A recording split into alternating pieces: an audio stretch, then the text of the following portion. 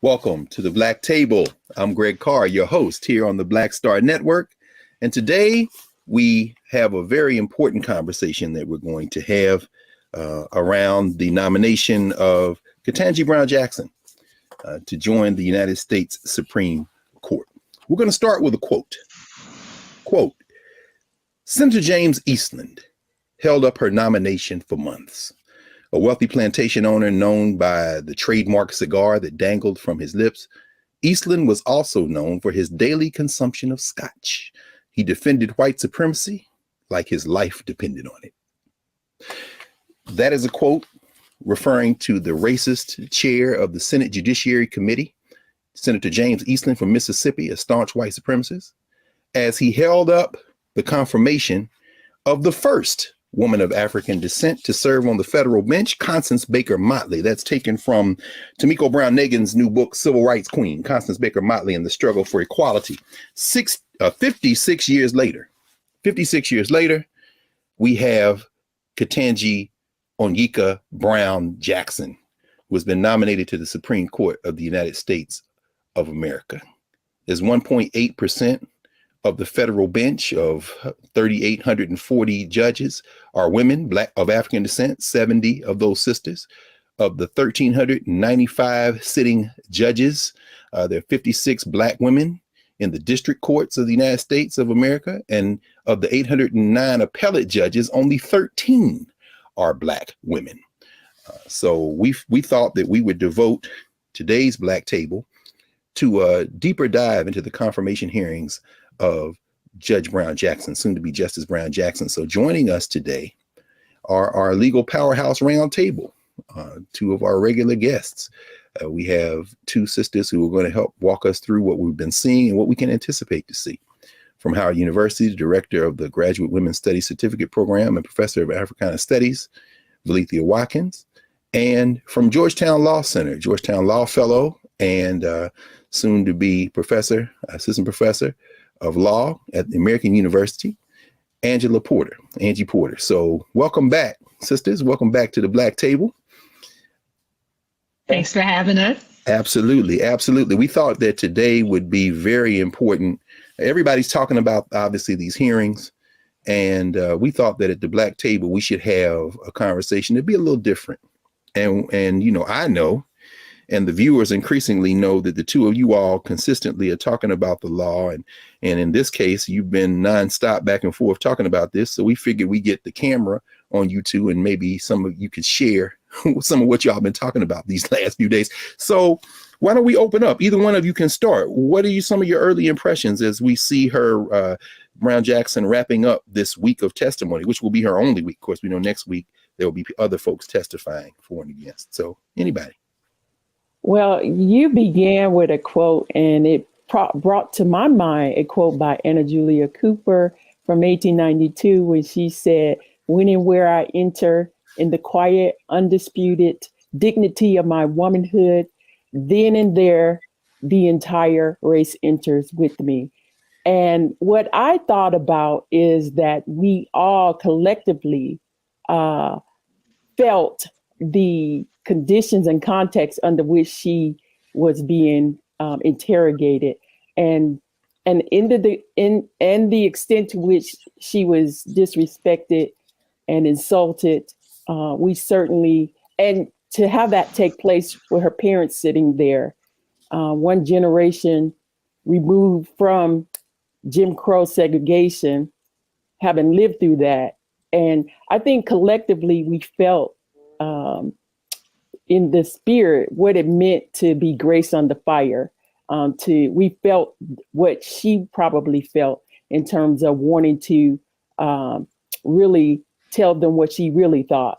But I think she understood the assignment and she delivered. She definitely was grace under fire. She definitely demonstrated that she has a command of the law, that she is highly skilled, and she demonstrated that she was the daughter of educators, because I think she was able, when given the respectful opportunity to address the substantive issue, to break down complex legal concepts and ideals in a way that is understandable, in a way that the average person could grasp. So I'm looking forward to her in that context, being a liaison to the community and to help people understand the law better.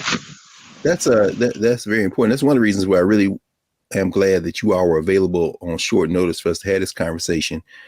Certainly, we've been laughing about the fact that if you speak Ebonics, which includes, of course, verbal and visual cues, you can read all of the shade she's given, particularly those racists on the clipping those consonants at the end of her words and some of those looks on her face.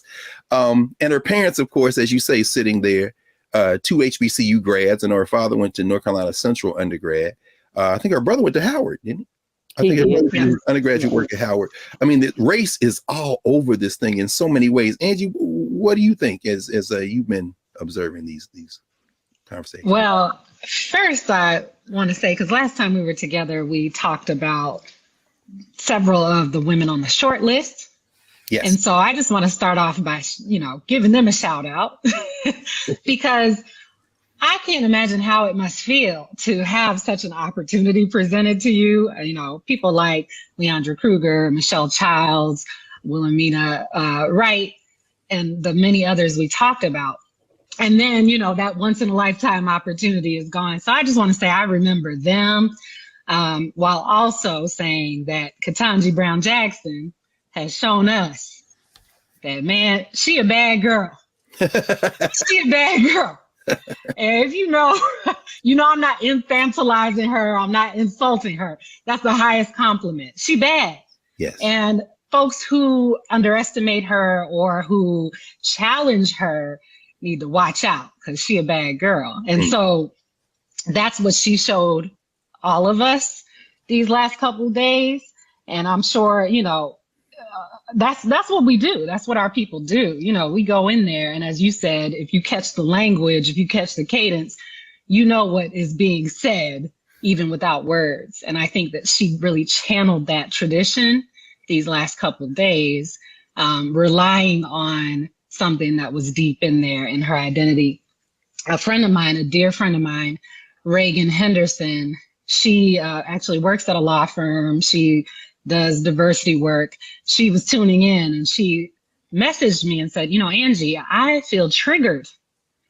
And I think a lot of people said that to me these last couple of days. And I'm sure we've heard that in our community. I feel triggered watching this because, as a Black woman, you have to go in the room and you're overqualified and it's not enough just to be that. And as a lawyer who's watched these confirmation hearings and who's worked for judges and appeared before judges, I just gave a gentle reminder that, hey, this is what they do. This is to be expected behavior. It's political theater. Mm-hmm. They are playing their own game. And Ketanji Brown Jackson is not a spring chicken to this. This is her fourth time going through such a proceeding. This is the most intense one, I would say, but she knows, and she also is playing strategy. She knows when she can nod and when she shouldn't. She knows when she can become impassioned and when she can't. And so I want us to appreciate her agency and her strategy as well, because she is also participating in what has become, unfortunately, over the years, a game. But she played that game. And that's why I say she a bad girl, because she played it well. That's excellent. In fact, we should talk about that probably when we after we pause in a minute or two for when we come back, because I know you've been reading, among other things, the transcript from the Senate hearings for Thurgood Marshall's confirmation, and you commented on how different that was. And of course, Valika, you remember we were in law school watching Clarence Thomas's confirmations, which were highly politicized. And it made me go back and look and just reflect. Jimmy Carter had no judicial appointments. Of course, the guy who came after him, Reagan, got several bites at the apple with O'Connor and Rehnquist and Scalia. His nomination of Robert Bork, of course, as we know, becomes the turning point. Bork was a pure ideologue. And since then, these hearings have become so incredibly political. And so I'm wondering, as we kind of take the next couple of minutes, what does it say about where we are that Black folk in general and Black women in particular, the handful, have to be almost superhuman in terms of their credentials. I mean, Constance Baker Motley argued 10 cases before the Supreme Court, and she was 9-1. And the one that she lost, Swain versus Alabama, ended up being overturned, and they used her arguments to go. I mean, and Ketanji Brown Jackson is arguably the most qualified nominee in the history of the Supreme Court. What does it say to have to be that? What does that say to y'all about the standard that we are assessed by in this society, particularly Black women? Well, I think we need to be very careful as we're looking at this, because, one of the things I find problematic is sometimes when Democrats are trying to laud the credentials of one of theirs, they're often prone to quote Republicans as not as a bipartisan way of talking about these issues, but as a way to say, well, they have given a stamp of validation or approval, and you never see the opposite happen.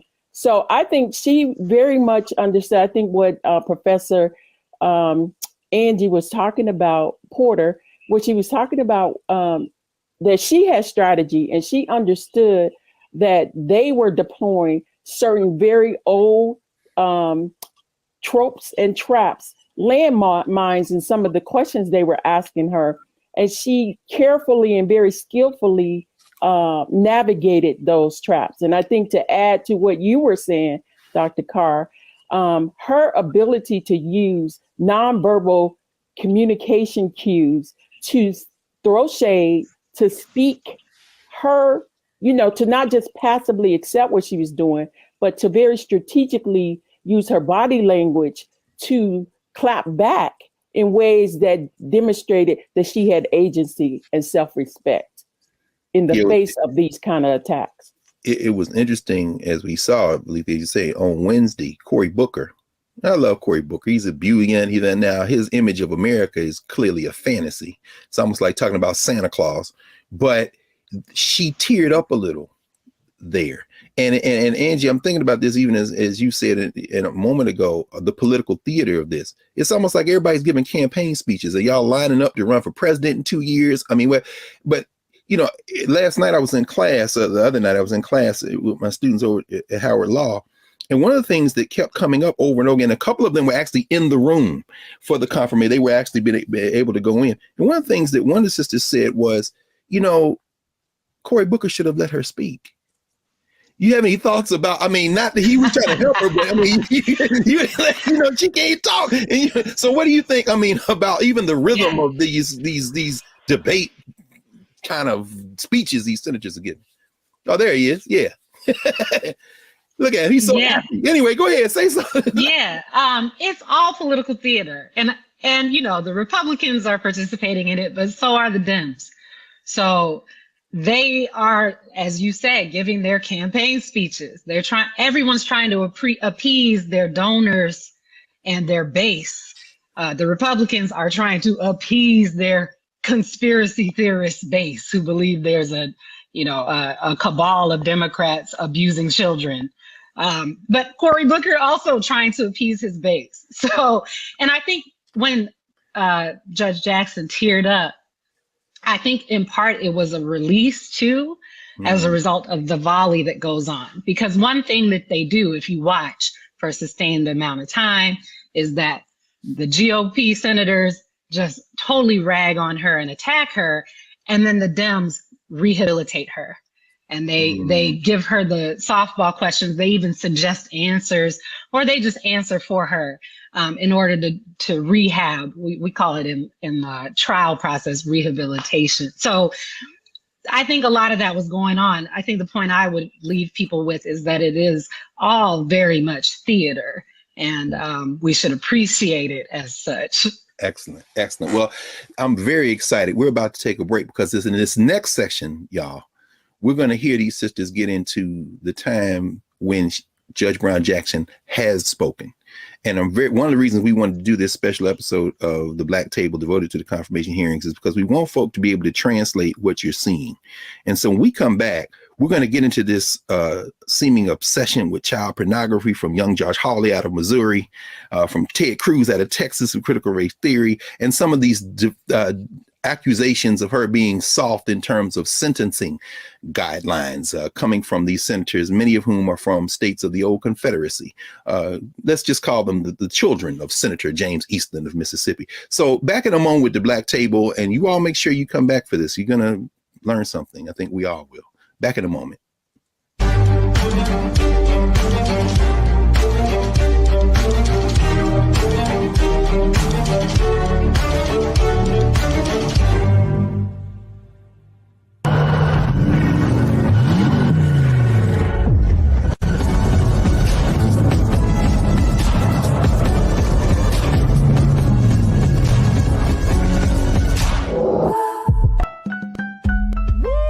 We're all impacted by the culture, whether we know it or not. From politics to music and entertainment, it's a huge part of our lives, and we're going to talk about it every day right here on The Culture with me, Faraji Muhammad, only on the Black Star Network.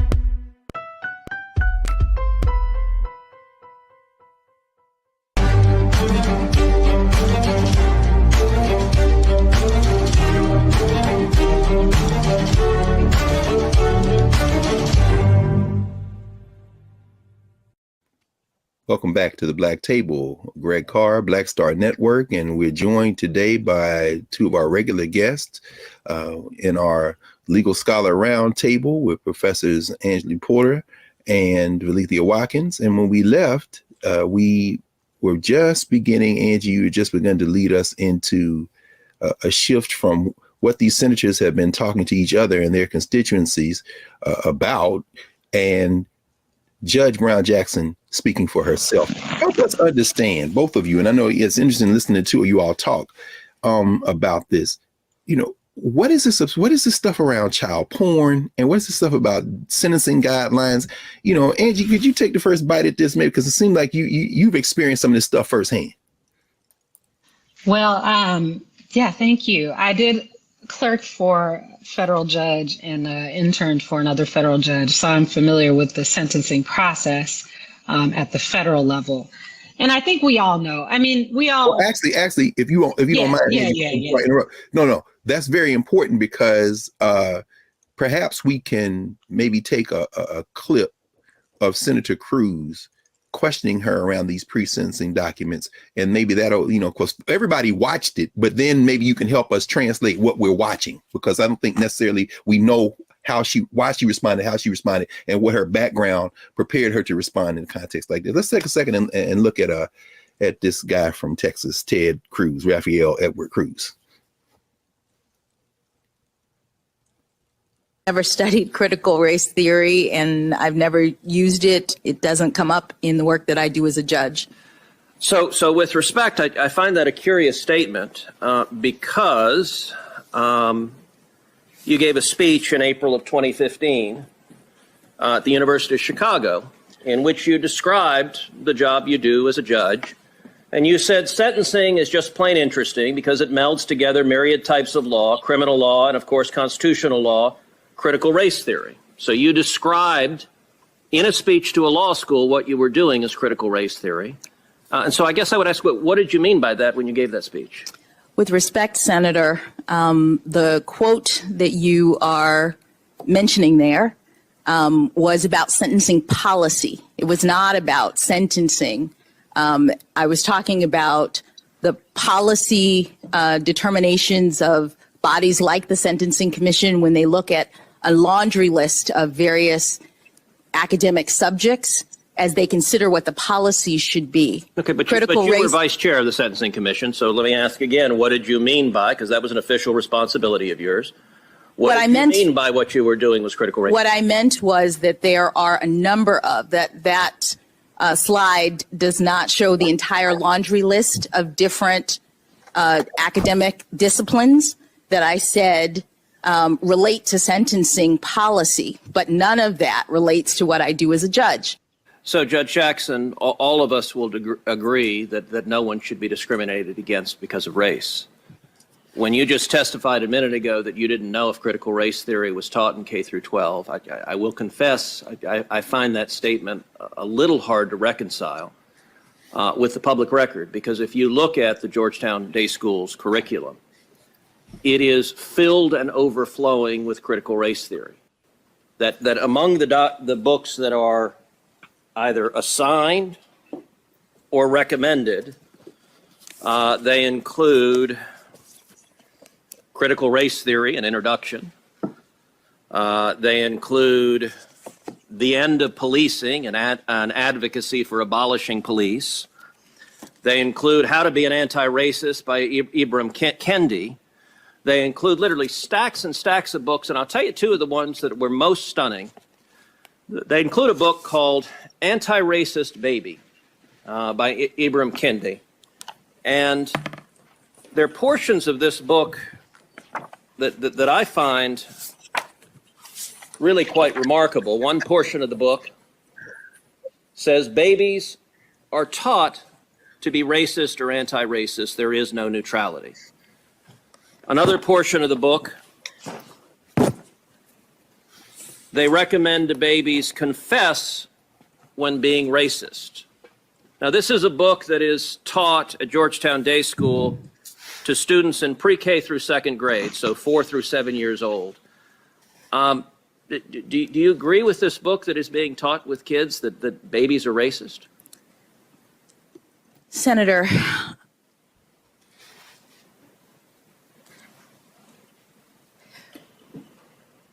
I do not believe that any child should be made to feel as though they are racist or though they are not valued or though they are less than, that they are victims, that they are oppressors. I don't believe in any of that.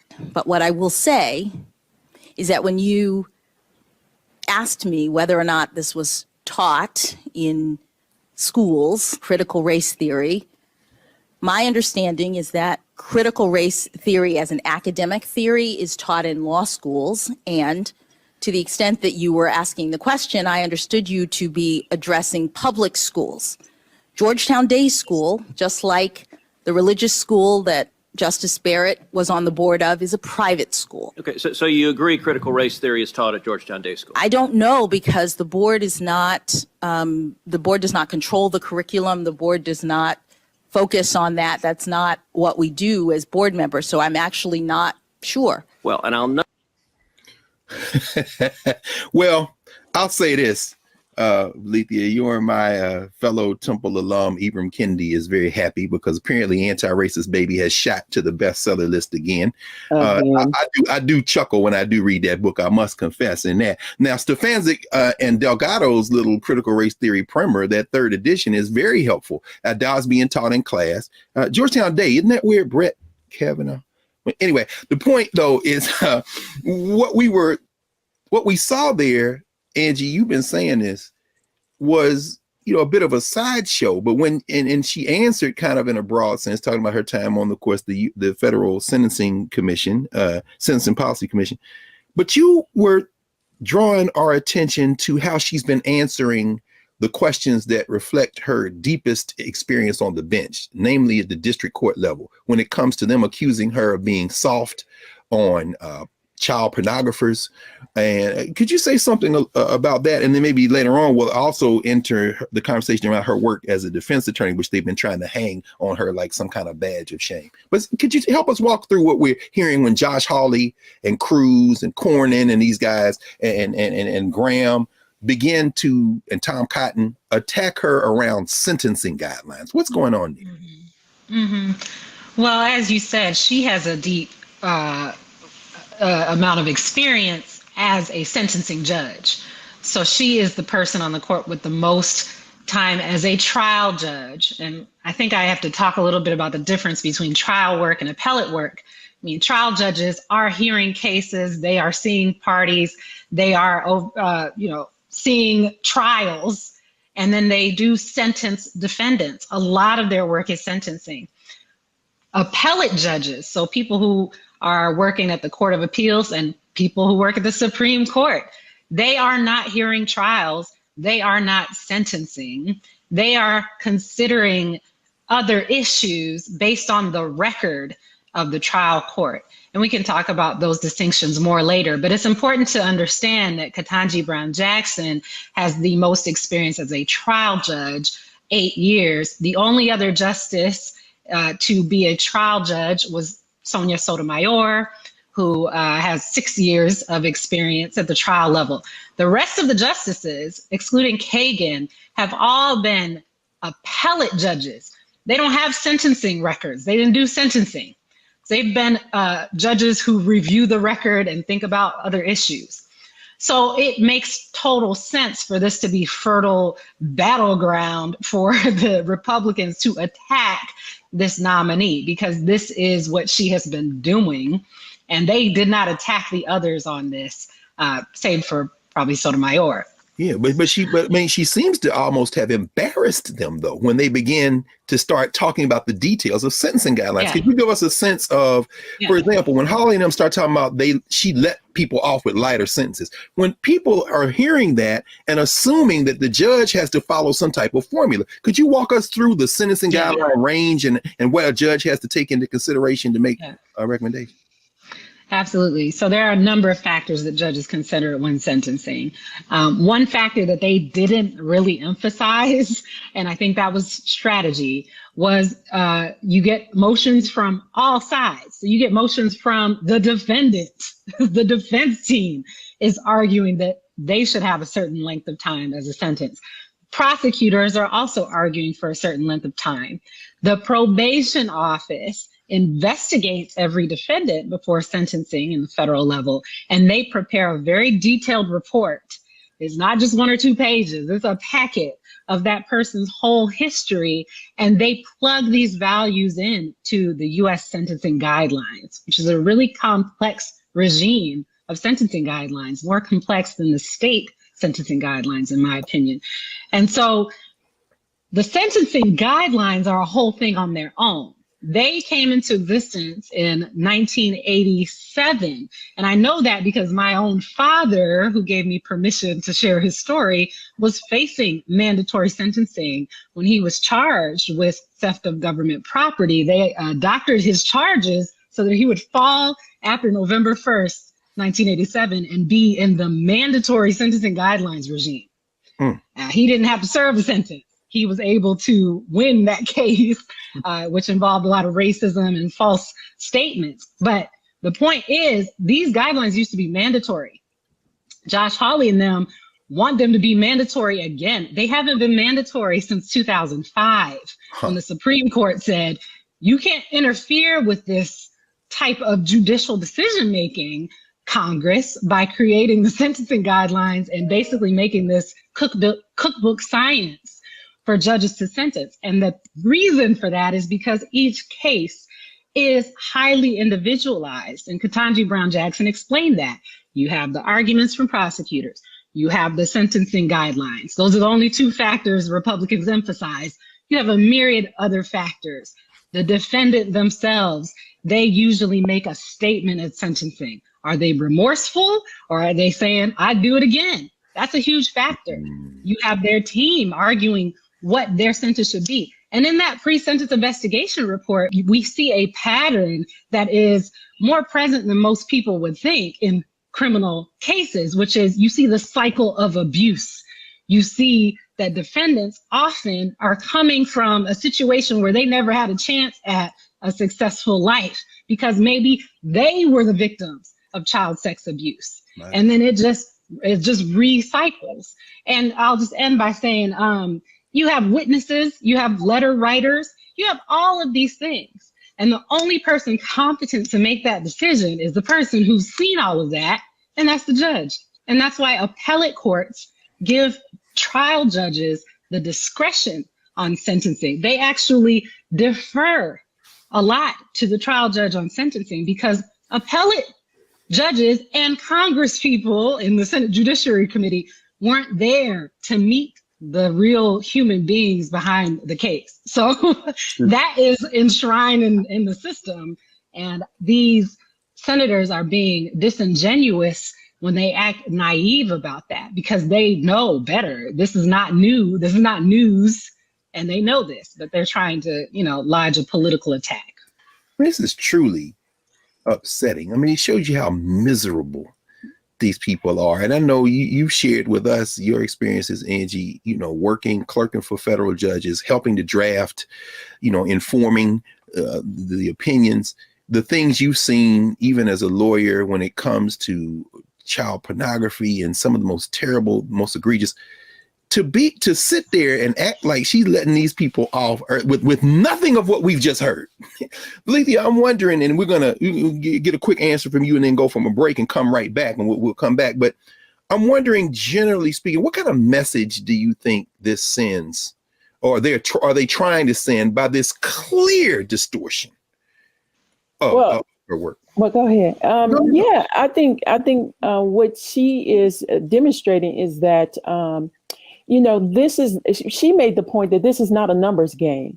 She's very sensitive and knowledgeable about the disparity that exists. And what is clearly happening here is that this is, again, as I said before, trafficking in the old trope of associating Blackness with criminality. The whole ideal of Black people being a judge, being soft on crime, or being soft on child abuse. And as a woman, a mother of daughters, to even make that suggestion is absurd. But this is clearly why we have mass incarceration the way that we have, because they no longer recognize the humanity in this. I think the point that she made, it is clear that people are going to return to society at some point. And it's important that they understand what they have done wrong, and that she keeps the human at the forefront. And the ultimate mission of this is rehabilitation, and in addition, punishment proportionality.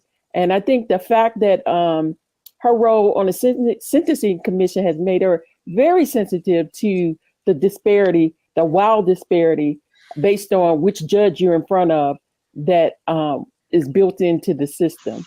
Excellent. Well, we're going to take a quick pause, and we should also note, again, I know she didn't set out to do this, but this sister is going to be memed forever with her pregnant pause, the sigh, the lip smack, the consonants. She has been murdering them with the nonverbals. It's like, y'all don't understand what's going on in this hearing. But when we come back, let's pick up around this question of her work as a criminal defense attorney.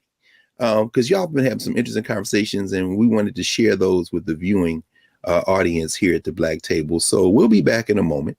The Black Table, Angie Porter, Lethea Watkins, Greg Carr, talking about Ketanji Onyeka Brown Jackson's confirmation hearings. Back in a moment.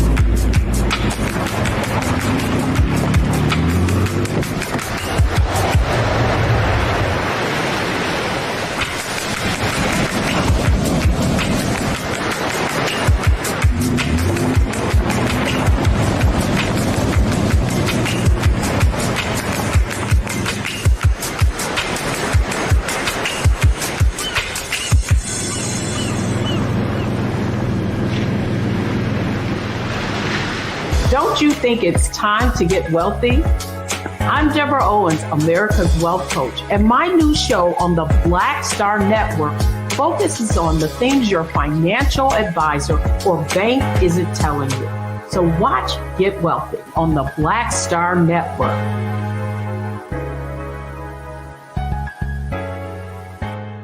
Folks, Black Star Network is peace. Oh, no! punch it. I'm real revolutionary right now. Support this man, Black Media. He makes sure that our stories are told. Thank you for being the voice of Black America, Roland. Stay black. I love y'all. All momentum we have now, we have to keep this going. The video looks phenomenal. See, there's a difference between Black Star Network and Black-owned media and something like CNN. You can't be Black-owned media and be scared. It's time to be smart. Bring your eyeballs home. You dig?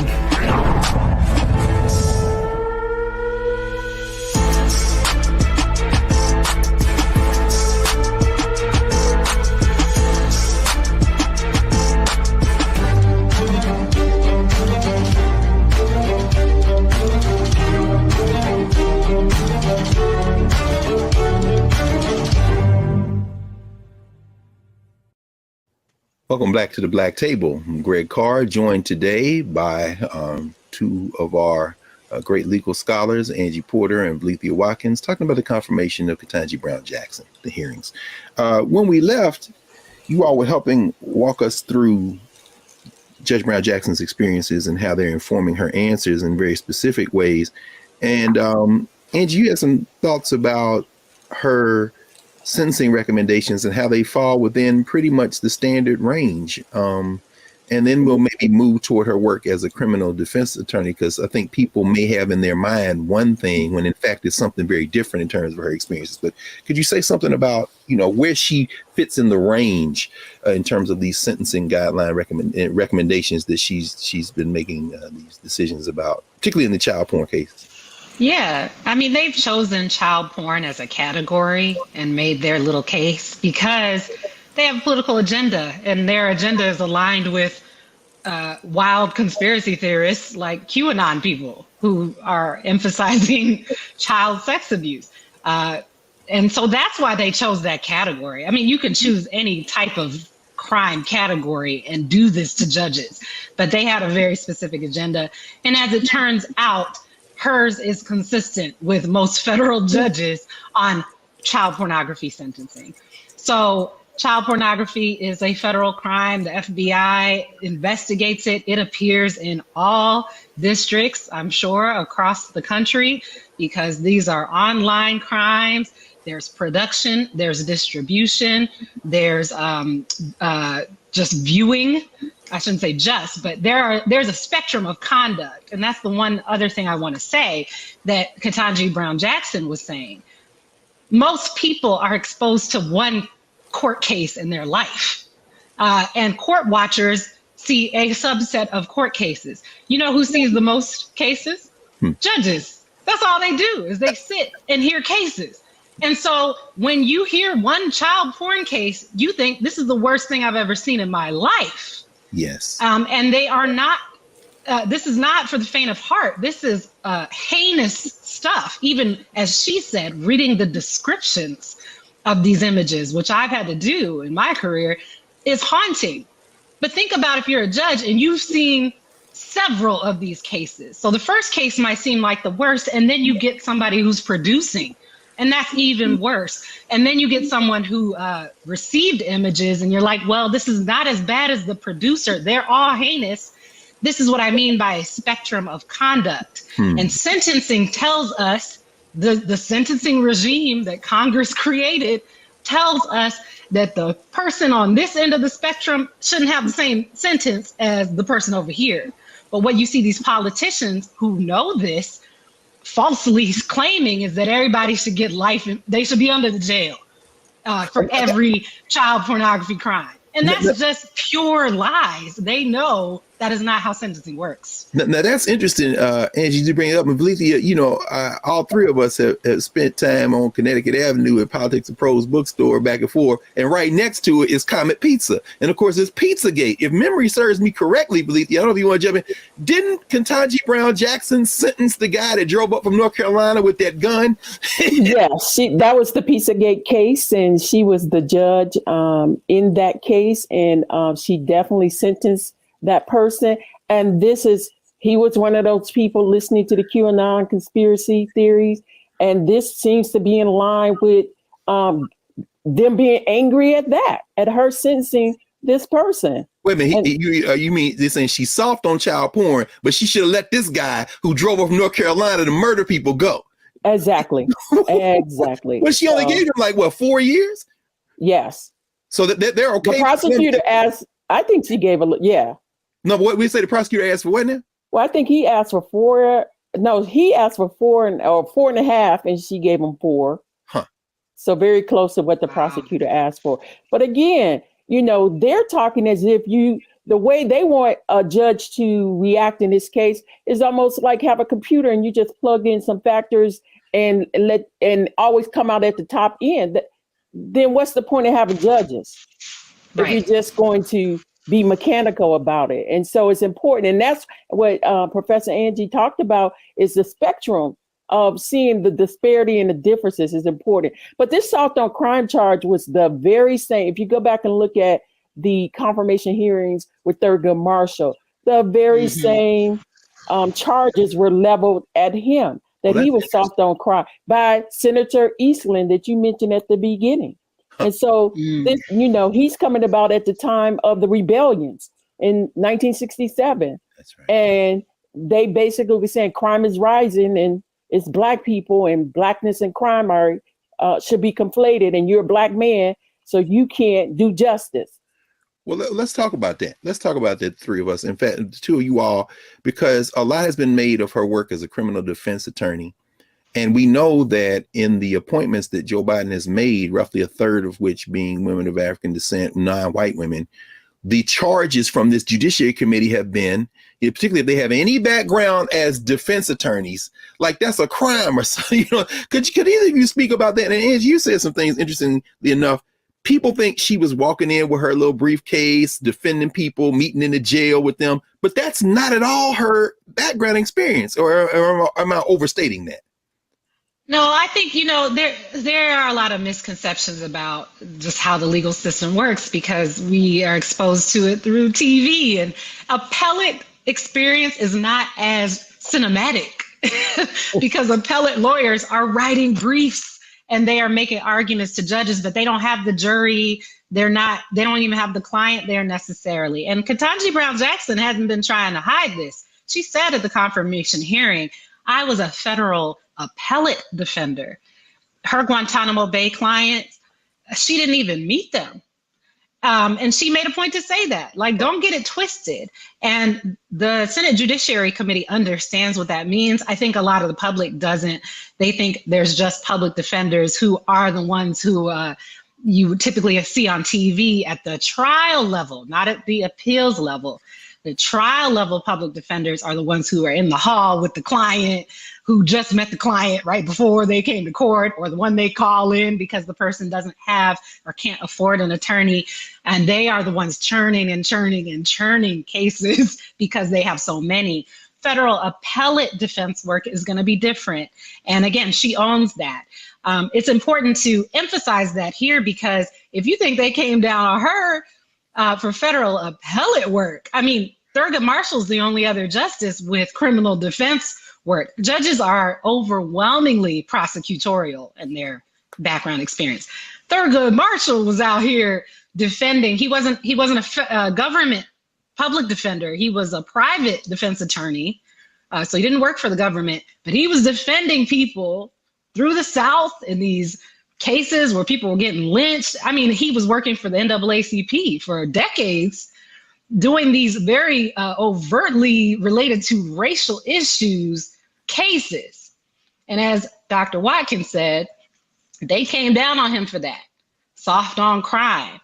And so that should have set a foundation for someone like Judge Jackson to come in as a federal appellate defender and do work that's recognized as, very necessary, valuable, and integral to this legal system. But it didn't. And this is why the notion of progress is ridiculous. We are back before Thurgood Marshall. I don't even think this Congress today would confirm Thurgood Marshall. They probably wouldn't even confirm Ruth Bader Ginsburg, because they are so polarized and thinly veiled racists. There's thinly veiled racial contempt.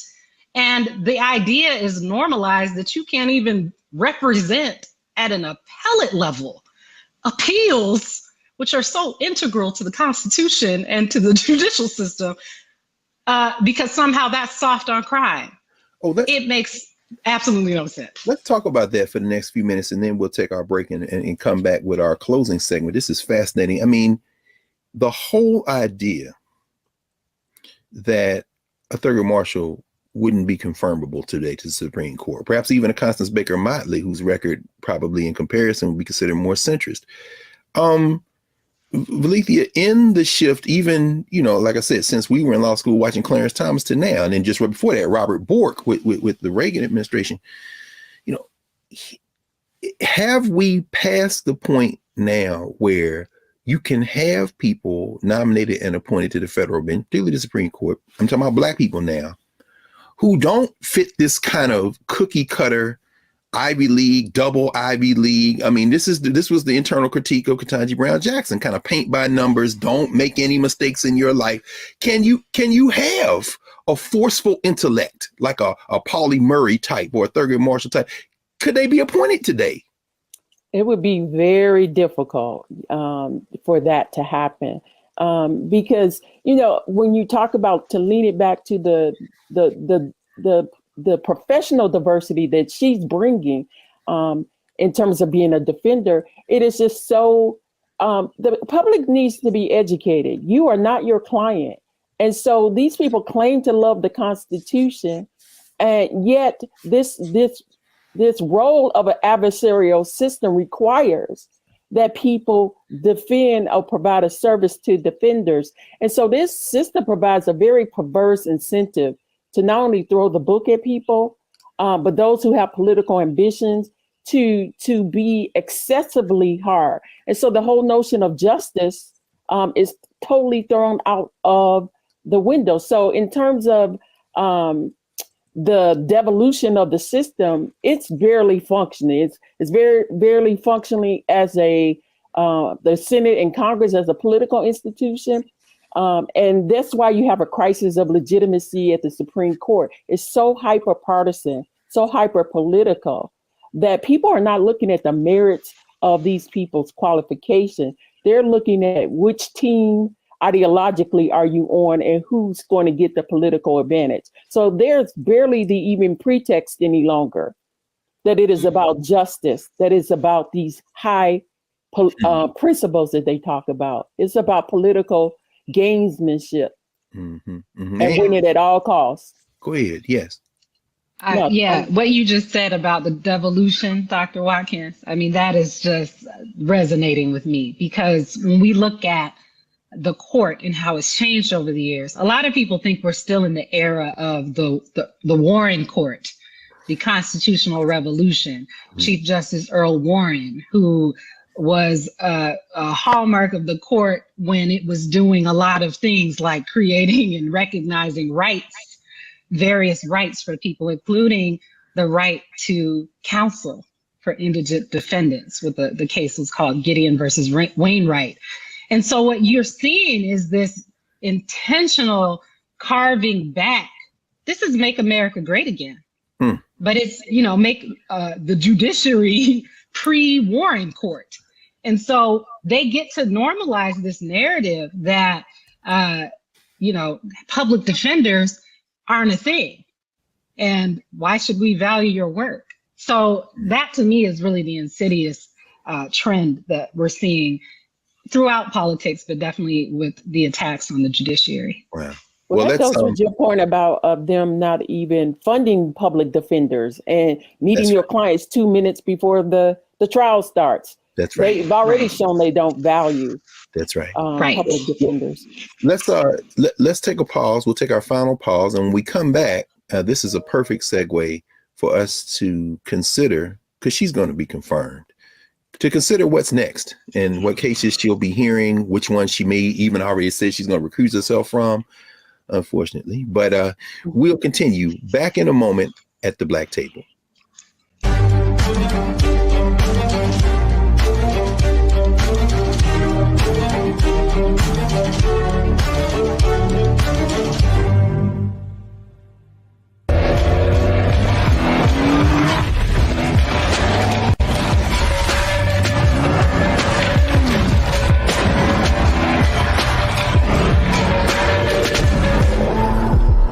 time to be smart. Roland Martin's doing this every day. Oh, no punches! Thank you, Roland Martin, for always giving voice to the issues. Look for Roland Martin in the whirlwind, to quote Marcus Garvey again. The video looks phenomenal, so I'm really excited to see it on my big screen. Support this man, Black Media. He makes sure that our stories are told. See, there's a difference between Black Star Network and Black-owned media and something like CNN. I got to defer to the brilliance of Dr. Carr and to the brilliance of the Black Star Network. I am rolling with Roland all the way. Honored to be on a show that you own. A black man owns the show. Folks, Black Star Network is here. I'm real revolutionary right now. Roland was amazing on there. Stay black. I love y'all. I can't commend you enough about this platform that you've created for us to be able to share who we are, what we're doing in the world, and the impact that we're having. Let's be smart. Bring your eyeballs home. You can't be Black-owned media and be scared. You dig?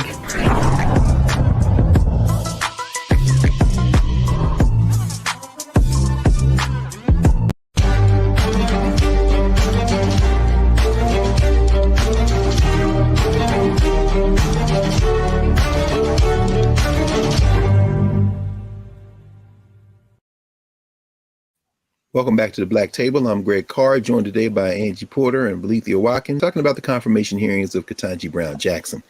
So as we were talking, let's look ahead. Brown Jackson said that she would recuse herself from the Students for Fair Admissions versus Harvard case, the affirmative action case that the court will be hearing. And any of you all have any thoughts about what Justice Brown Jackson will face on the bench, what the future of the court might look like? Clarence Thomas has been ghost for the past few days. People are speculating perhaps his will be the next seat. I'm one of those people, by the way, that would speculate whenever the next vacancy comes open. I'm thinking it's going to be Clarence Thomas. Any thoughts on what Justice Brown Jackson will be walking into on the court, and how perhaps can we even predict how she would rule on any of these cases? Well, I think it's going to be an interesting new chapter on the Supreme Court when she gets there. We are facing a historic critical mass of women on the court. We will have 4 sitting judges that are women. And so it's really going to lay bare the fallacy of gender uniting women, because they're going to outreach to Amy Coney Barrett. But I think they will not be able to pierce that conservative veil that she's behind. And so I think we're going to have a dynamic duel in terms of dissent between Sotomayor and Jackson. I look forward to hearing her questioning from the bench and the kinds of the insightful and very powerful dissents that they were right. And I'm not leaving Kagan out. We're going to have 3 women on the liberal wing, which is in a new chapter. But I think Sotomayor and Jackson are going to be the dynamic duel. Interesting. Angie, what you think? I like the way you phrased that, Belethea. That's going to be because Sotomayor be giving that straight fire. I don't know if y'all saw the per curiam opinion that came down this week as it relates to voting rights in Wisconsin, and she blew them out of the water again. Sotomayor, do you think, Professor Porter, that we're going to find in Ketanji Brown Jackson somebody's going to rival Sonia Sotomayor, who has gotten more and more fiery as she's been on the bench? You know, it's hard to know. And that's what's been frustrating for a lot of viewers of the confirmation hearing. We're in an era where you can't have strong opinions and get on this court. So again, this is a far cry from Thurgood Marshall.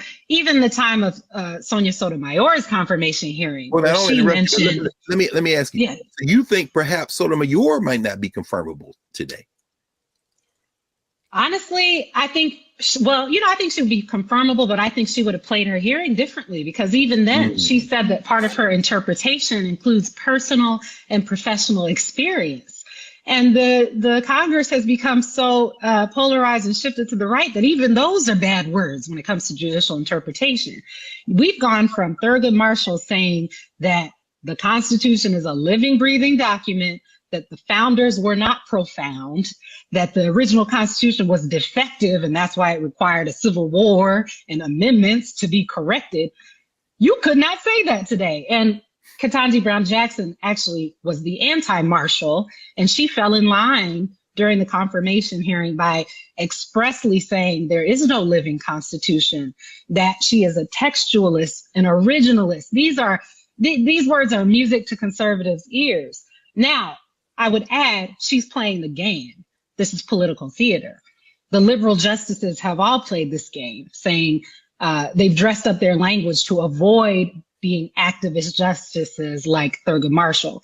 And they have still, through textualism and originalism, been able to reason in the way that they've reasoned. So I don't think that those things are an indicator that she's going to be more centrist, but she's definitely marketed herself as being very neutral and very much like Breyer.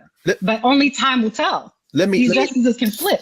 Let me ask you, I know we were right up against the clock, but I want to ask you all very quickly if you have any comments, because you got some folk in the Black community that say, well, the police union endorsed her, and then they want to harp in on this this Lockheed Martin case. And any thoughts on, for folks who are saying, well, maybe she's a sellout or, Uncle Tom, particularly as it relates to this employment discrimination case that people are trying to hang around her neck, or this idea of the police endorsements? And you want to say, so you shaking your head. So I know you. I mean, it's just hard. You're reading the tea leaves at this point. It's hard to know from any one case how she's going to be. And remember, she was a district court judge most of her career. It's hard to look at a district court judge's decisions applying law and predict how they will be as a Supreme Court justice interpreting law and basically making legal doctrine. We don't have any clues. She was on the DC Circuit, the appellate court, for less than a year. And that's all strategic. She has not shown her hand. Only time will tell whether she'll be more of a Sotomayor, more of a Thurgood Marshall, more of a Kagan or Breyer. Only time will tell. But it's a lot easier to flip, like Earl Warren did, by the way. They thought he was going to be conservative, and he led the the constitutional revolution. He was the Chief Justice in Brown. Yeah. It's easier to flip when you don't have a boss to report to and when you don't have another confirmation hearing to sit through. So hopefully she will be bold. Only time will tell. Interesting. Felicia, any last thoughts? Thank you. Well, I kind of heard what she was doing. I thought she tried to thread the needle a little bit more. I think Professor Porter is right. That she did say some of the buzzword, but I thought it was very interesting that she used the phrase, she has a judicial methodology, not a judicial philosophy, and that she was avoiding a label. And I think that's why the Republicans kept pressing her. But you're right, in order to even get considered, you almost have to have a virgin record, and that's deliberate. Otherwise, you won't get past so many different ideological camps. And so time will tell. I think her hearkening back to history, her being one generation from segregation and acknowledging she's the first generation of the civil rights beneficiary of the civil rights movement is important. But I think what Professor Porter said about this is MAGA, all country revisited, that while she's coming and we're celebrating, the court is going to be using this docket to turn back the clock. And so that's the ironic, bittersweet aspect of what is taking place before us. Thank you. And Professor Porter, you always remind us that we can't tune out. We have to pay attention, right? Yeah, absolutely. I mean, as Dr. Watkins just said, this court is trying to carve back a lot. They're trying to take us back, and they are doing it. Just yesterday, as you mentioned, Dr. Carr, Wisconsin, that decision, as Justice Sotomayor said, was unprecedented. It was extraordinary. We're talking about voting rights and power being totally displaced, and they're taking race out of everything. And so we have to pay attention. We can't just accept the symbolic significance, even though it is there, and it should not be diminished. But this is just beginning. We've only just begun, and we need to pay attention to these decisions coming up. We need to see not only how Ketanji Brown Jackson makes these decisions, but how the others are holding up, writing their dissents in the 6-3 conservative majority court. And we need to do our damnedest as people to protect our people and continue to be engaged in light of what the court does. Excellent. Well, we want to thank you two sisters for joining us on short notice in this confirmation week and helping our people really think through what we're watching and what we need to be watching here and going forward. We know we have another week of testimony by those witnesses that will come, but she's done as of Friday. So as of today. So thank you. Thank you, Professor Angela Porter and Professor Valencia Watkins for joining us again. We're going to clear the table now at the Black Table. Follow us on hashtag the Black Table on all social media and subscribe to the Black Star Network. Download the app. Follow us across all platforms. We're going to close with the words of a woman who Ketanji Brown Jackson has said is one of her heroes, the great Constance Baker Motley. We'll close as we started. On the 100th anniversary of the decision of Plessy versus Ferguson in 1896, in 1996, in fact, Judge Constance Baker Motley gave a tribute to Thurgood Marshall. At the end of that tribute, she said, "I would suggest that the alarm in the civil rights community in the wake of recent court decisions overturning voluntary affirmative action remedies in employment and higher education is understandable. After all, it took 60 years to get the Supreme Court's decision in Plessy versus Ferguson overturned." By the way, Constance Baker Motley was the only woman in the legal team that helped argue Brown versus Board of Education. She continues and says, "It is truly cause for concern that we may have to wait another 60 years for another Brown decision to usher in a more just theory of equality under our Constitution. It is clear that some vestiges of slavery in Plessy still exist and must be remedied." So we'll close with the words of Judge Constance Baker Motley, one of her intellectual and cultural children, Ketanji Onyeka Brown Jackson, soon to be Associate Justice Supreme Court of the United States, and the struggle continues. So until next time, join us again at the Black Table, and everybody stay safe, stay vigilant. Talk to you soon.